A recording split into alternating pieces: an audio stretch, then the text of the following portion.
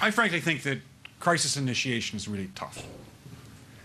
And it's very hard for me to see how the United States president can get us to war with Iran.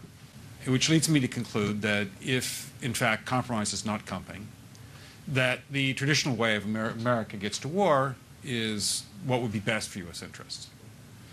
Some people might think that Mr. Roosevelt wanted to get us into World War II, as David mentioned. You may recall we had to wait for Pearl Harbor. Some people might think Mr. Wilson wanted to get us into World War I.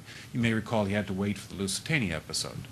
Some people might think that Mr. Johnson wanted to send troops to Vietnam. You may recall we had to wait for the Gulf of Tonkin episode.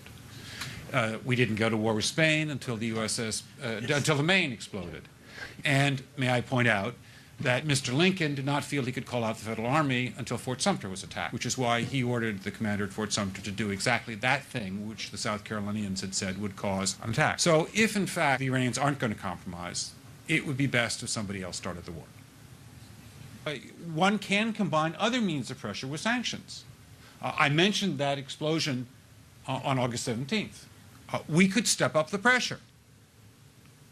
I mean, look, people, Iranian submarines periodically go down. Someday one of them might not come up. Who would know why? We can do a variety of things if we wish to increase the pressure. I'm not advocating that, but I'm just suggesting that this is not a either-or proposition. It's just sanctions has to succeed or other things. We are in the game of using covert means against the Iranians. We could get nastier at that.